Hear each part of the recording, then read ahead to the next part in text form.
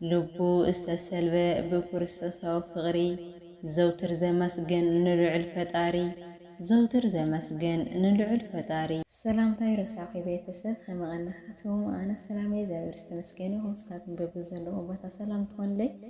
በዓልቲ ምልእቲ ተስፋየና ሎማዓንትን ብሓድሽ ቪድዮ ኮይኑ እቲ ለባም ወዲ ዝብል ዝገርም ግጥምን እቲ ለባም ወዲ ንበዓልቲ ገዝኡ ዝሃባ ምኽርን እቲ ለባም ወዲ ከመይ ዝበለ እዩ ዝብልን ዝገርም ቪድዮ ሒዘልክን ቀሪብ ኣለኹ። ካብ መጀመርያ እስካብ መጨረሻ ሰሚዕኹም ሃናፅር ኢትኩም ኣይፍለን ክለኩም ይፈቱ ሪከርድ ከይብዝሕ ናብዛ ቪድዮ ከብለኩም መልካም ግዜ። እቲ ለባም ወዲ ንኹሉ ስዒሩ ዓለማዊ ልምዲ ንቅድሚ ዝስጉም ብፅቡቕ መንገዲ ፈተና ተፃዊሩ ንዓወት ዘናዲ ፈተና ተፃዊሩ ንዓወት ዘናዲ ልቡ እስተሰልበ ብክርስቶሳዊ ፍቕሪ ዘውትር ዘመስግን ንልዑል ፈጣሪ ዘውትር ዘመስግን ንልዑል ፈጣሪ ፈተና ተገጥሞ ፍጹም ዘይማርር ንጽቡቕ እዩ ዝብል ከይወደቐ ዝተርር ንጽቡቕ እዩ ዝብል ከይወደቐ ዝተርር በቲ ቅዱስ ቃሉ ንሓዊ ዝመክር ዋላ ተጸልኦ ብልቡ ዘፍቅር ዋላ ተጸልኦ ብልቡ ዘፍቅር ንሰይጣን ዝሰዓረ ብጸሎት ዝጠንከረ ካብ ክፉእ ርሒቑ ኣብ ጽቡቕ ዝሰመረ ካብ ክፉእ ርሒቑ ኣብ ጽቡቕ ዝሰመረ ንጽልኢ ኣርሒቑ ንፍቕሪ ዘቐድም ናይ ዓለም ንዒቑ ንቓሉ ዘቐድም ናይ ዓለም ንዒቑ ንቓሉ ዘቐድም ፈጺሙ ዘይርሕቕ ካብቲ ቅዱስ ቃሉ ምስ ብጾቱ ሓቢሩ ስብሃት እንዳበሉ ምስ ብጾቱ ሓቢሩ ስብሃት እንዳበሉ ወዲ ተዋህዶ ወዲ እመብርሃን ዘይፍለ ካብ ቦይቱ ኮሪዕልካ በኣማን ዘይፍለ ካብ ቦይቱ ኮሪዕልካ በኣማን ቀጽን ንቕድሚት መዓንጣኻ ኣስጥን ዘለዓለም በቓሉ ንህይወትካ ቐድም ዘለዓለም በቓሉ ንህይወትካ ቐድም እንተ ኣነ እሞ እዚ እዩ ዘቕንዕኒ ብጽቡቕ ተግባሩ መንፈሳዊ ቅንዒ ሒዝኒ ብጽቡቕ ተግባሩ መንፈሳዊ ቅንዒ ሒዝኒ ሓዞ ኣስቲንካ መንገዲ ቦታት ታሪኾም አንብብ ኮላይ ገድልታት ታሪኾም አንብብ ኮላይ ገድልታት። እቲ ለባም ሰብኣይ ንሰበይቱ ዝህባ ምኽሪ ፍቕረይ ካብ ሎሚ ንደሓር ንስኺ ንዓይ ናይ ምንባረይ ትርጉም ኢኺ ካብ ሎሚ ኣብ መንጎይን ኣብ መንጎኽን ዝኾነ ዓይነት ምስጢር የለን ሕብእ ዝበሃል የለን ፍትውተይ ቀደም ንእሽተይ ነይረ ሕጂ እውን ህፃን ክኸውን እየ ትዝ ይብለኒ ህፃን ከለኹ ምግቢ በሊዐ ድየ ወይስ ጠምየ ተኾይነ ትፈልጠኒ ኣደይ ወላዲተ እያ ነይራ ንግሆ ካብ ድቃሰይ ተባራብረኒ ኣደያ ነይራ ካብ ገዛ ቅድሚ ውፅአይ ዝስተኻኸል ነገራት ኣስተኻኺላ ዝጎደለኒ መሊኣ ተፋንወኒ ኣደያ ነይራ ካብ ሕጂ ግና ኣደይ ንስኺ ኢኺ ካብ ሕጂ ናተይ ድኹን ጎኒ እትፈልጥ ካሊእ ኣደ የብለይን ካብ ሕጂ ጥምየተይን ጻማእን ትፈልጠለይ ካሊእ ኣደ የብለይን ርኢኺ ፍቕረይ ቆልዓ ከለኹ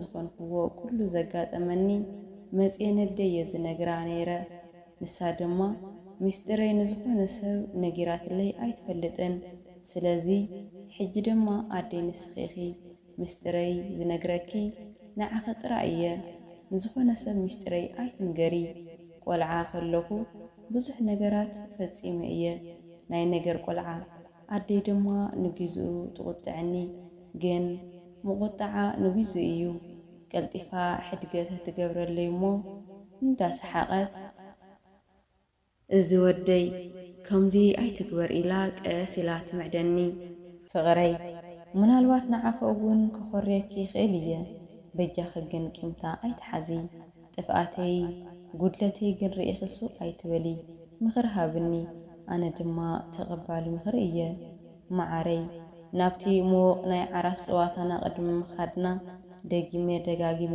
ዝመኽረኪ ነገር እንተሃልዩ ናይ ሰብ ዘረባ ብፍጽም እዝኒ ኣይትሃብዮ ንስኺ ንገዛኺ መሲልኪ ጥራይ ኺዲ ካብ ሕጂ ንደሓር ንዓኺ ካባይ ዝቕርብ ሰብ የብልኽን ኣነ ኣካልኪ እየ ንስድራና እውን ይኹን ብናተይን ብናትክን ስምምዕ ሓገዛት እንተሃልዩን ሓግዞም እንተዘይኮይኑ ንሶም ኣብ መንጎና ከኣትዉ ክንፈቕደሎም ይብልናን እቲ ምንታይ ቃል ኣምላኽ እውን ከምዚ ዝብል ዘፍጥረት ምዕራፍ 2 ስለዚህ ስዋይ አቦን አዶን ይሕደግ ምስ ሰበይቱ ከዓ ይጥበቕ ሓደ ስጋ ድማ ይኹኑ።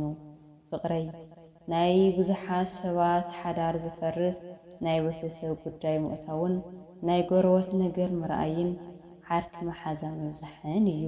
ስለዚ ነዞም ኩሎም ዝብለኪ ሓልው እዮም። ኣነ ድማ ኣብ ቅድሚ ፈጣሪ ቃል ይኣትወልኪ ከምኡ ኣቦኺ ክከባኸበኪ ወትሩ ጎደለኺ ክምልእ ኣብ ጎኒ ክደው ክብል እየ። ልዕሊ ዝኾነ ድማ ንሰበይተይ ንደቀይ ዝብል ስብኣይ ክኾነልኪ ቃል ይኣትወኪ። እቲ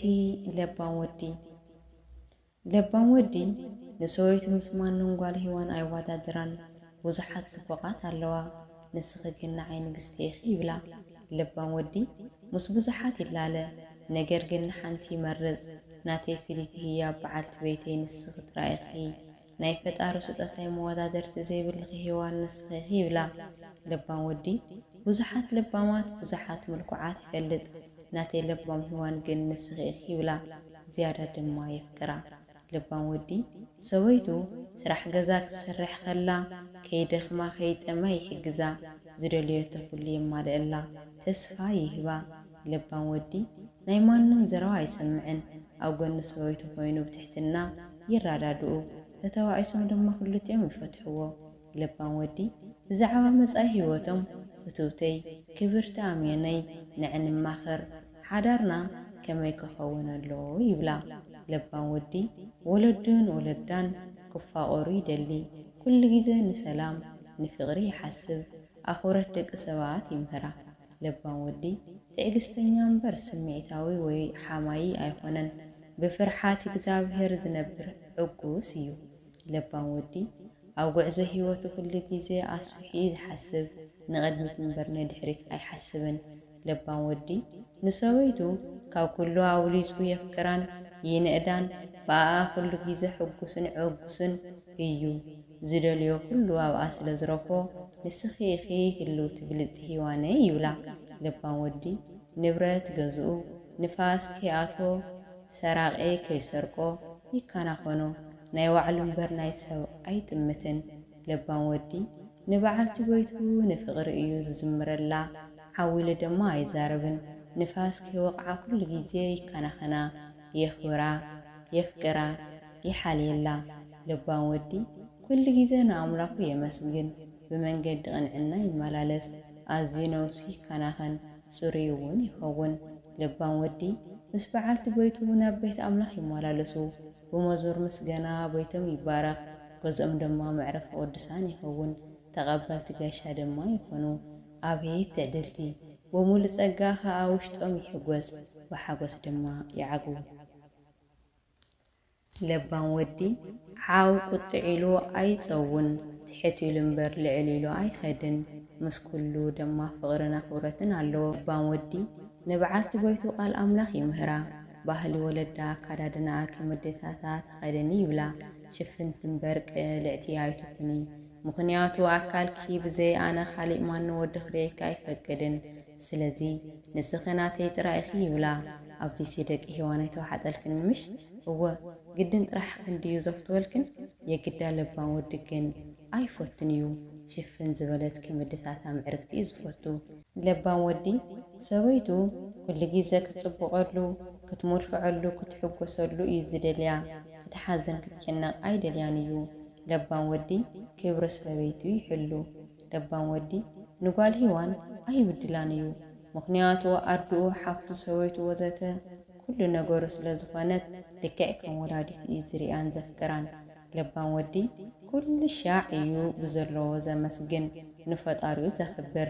ለባም ወዲ ለዋህ እዩ፣ ናይ ደቂ ሰባት ሕማቕ ዘይደሊ። እናት ለባም ወዲ ብዝብል ካብ ባሕሪ ብጭልፋ ከም ዝበሃል ነዚ ይመስል እና ኣቶም ክቡራት ኣሕዋት ለባማት ኣሕዋትና ብዙ መንገዲ እዚና ኣብዚ ቦታ እዚ ዘለኹም ጀመርቲ ዘይኮነ ፈጽምቲ ኮኑ መፈጽምታም እግዚኣብሔር የጸብቐልኩም። ኣብ ጽቡቕ መንገዲ ስለ ዘለኹም ብመንገድኹም ክትቅጽሉና መርኣይ ኣሕዋትኩም ኮይንኩም ተመውኡል የለውላኻትን ክስሕዎም ብትሕትና ንለዋወኩም ንብለኩም እና ሓንቲ ምሽጥር ናይ ባዕለይ ምሽጥር እስኪ ልማዓት እስክነግረኩም። أنسي أو عالم زدنقني ويخا زقرمني ويخا ووزول نجر هاي بالليل كساب لما عنتي زي ورثة مسكنيهن بناي عالم بلجلج تقرم هاي فلتي مغنياتو أو تحت الصحاي أو عالم زي خون يلي كخون يو كحلف يو زي مخانس لزأمن بملك يهون بهافتي يهون بمانو يهون تقرمه ويخا وويلا عاي فلتي فسمت أمور مالتي زي ورثة مسكنيهن كل حلف هاي مخاني فلتيه كله خون مخاني فلتي زي خون نجري اللي أبحث صح كله خويني خون يون كحلف يون لقرمني وعلى لا ولا بلا النجر يبلي عالم فسم تأمر مارتي عالم يكسر ما أنت علت لقرم والويها زد نقوى ويها على لا منفسها ونزت حزنة الليو كم زهز قلت ولا بان ودي